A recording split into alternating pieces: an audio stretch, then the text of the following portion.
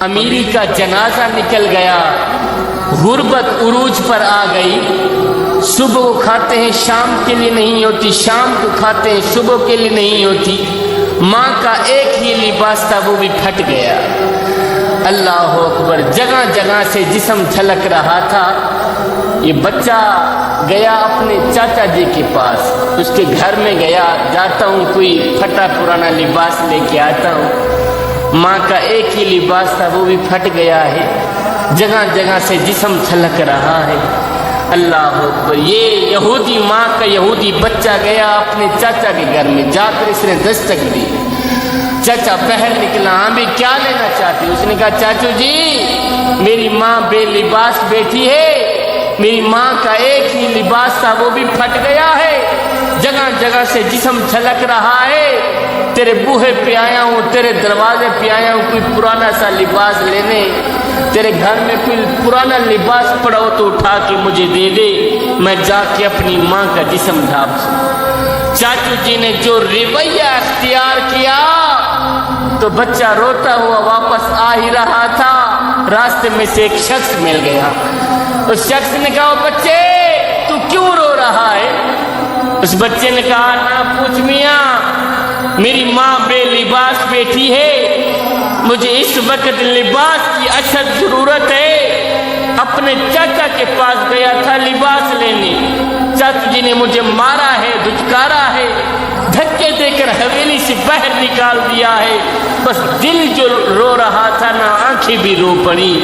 اس شخص نے کہا بھتیجے رو مت، میں تمہیں ایک ایسا در نہ بتاؤں جہاں دشمن بھی گیا ہے خالی ہاتھ واپس نہیں آیا، جہاں اپنا تو جہاں رہ گیا غیر بھی گیا ہے خالی ہاتھ واپس نہیں آیا۔ بچے نے کہا چاچو جی بتا کون سا در ہے جہاں مجھے لباس مل جائے؟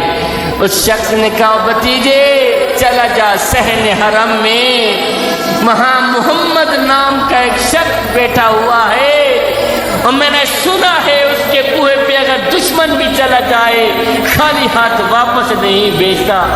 یہ بچہ اپنی ماں کے پاس گیا، جا کر اس نے بتایا چاچو جی کے گھر میں گیا تھا، اس نے جو رویہ میرے ساتھ اختیار کیا ہے، برکہ روتا ہوا واپس آ ہی رہا تھا، راستے میں سے ایک شخص مل گیا۔ اس نے کہا بچے چلا جا صحن حرم میں، وہاں محمد نام کا ایک شخص بیٹھا ہوا ہے۔ ماں نے کہا نہیں بیٹا، اس محمد نام کے شخص کے پاس تو نے نہیں جانا، میں نے سنا ہے کہ اس کے بوہے پہ اس کے دروازے پہ جو بھی چلا جائے نا اس سے کوئی بھی ملاقات کر لے وہ اگلے کا دین دھرم چھین لیتا ہے، اگلے کا مذہب چھین لیتا ہے، ایک بار دیکھتا ہے دھرم چھین لیتا ہے، کہیں ایسا نہ ہو ہمارے آباء و اجداد والا یہ جو مذہب دھرم ہے جاتا بھی نہ رہے۔ اس بچے نے کہا نہ ماں میں اپنے دھرم کا پکا ہی رہوں گا، جاتا ہوں چادر لینے کے لیے، مسلمانوں کا نبی چادر دے گا تو دے دے گا، نہیں تو پہلے ان کو بتا دوں گا میں تیرا کلمہ نہیں پڑھوں گا۔ خیر یہ بچہ دوڑتا ہوا گیا، جب اس نے صحن حرم میں قدم رکھا تو میرے کریم نبی رحمت والی چادر اڑے ہوئے بیٹھے ہوئے ہیں۔ یہ بچہ جب صحن حرم میں گیا تو میرے کریم نبی نے دیکھا، میرے کریم نبی مسکرائے۔ بچے نے کہا چاچو جی، ایسے بچے نے انگل کھڑی کی، کہنے لگا چل جی پہلے بتا دوں میں تیرا کلمہ نہیں پڑھوں گا۔ میرے کریم نبی نے فرمایا بچے بتا دو صحیح کیسے آنا ہوا؟ اس نے کہا میری ماں بے لباس بیٹھی ہے، گھر میں فاقہ ہی فاقہ ہے، غربت عروج پر آ گئی ہے، امیری کا جنازہ نکل گیا ہے، ماں کا ایک ہی لباس تھا وہ بھی پھٹ گیا ہے، میں تیرے دروازے پہ آیا ہوں چادر لینے کے لیے، چادر دینی ہے تو دے دے، نہیں تو پہلے بتا دوں میں تیرا کلمہ نہیں پڑھوں گا۔ مجھے میری ماں نے روکا تھا، اگر وہ چادر دے گا تو دے دے گا، نہیں تو تو نے اس کا کلمہ نہیں پڑھنا، میں پہلے بتا دوں میں تیرے کلمہ نہیں پڑھوں گا۔ اور میرے کریم نبی نے جیسے یہ سنا کہ اس کی ماں بے لباس بیٹھی ہے، اس کو اس وقت چادر کی اشد ضرورت ہے، اللہ اکبر، میرے کریم نبی نے اس کو یہ نہیں کہا یہودی ماں کی یہودی بچے یہاں سے دبی ہو جا، میری مدد تو صرف مسلمانوں کے لیے، میرے امتی کے لیے نا میاں نا۔ اس نے جیسے ہی کہا میری ماں بے لباس بیٹی ہے، تو میرے کریم نبی نے اپنی رحمت والی چادر اتار کے اس بچے کے ہاتھ میں دے دی اور کہا بچے جا اپنی ماں کا جسم ڈھانپ کے آ، جا اپنی ماں کا جسم ڈھانپ کے آ۔ اور بچہ دوڑتا ہوا گیا، ماں گھر میں لیٹی ہوئی تھی۔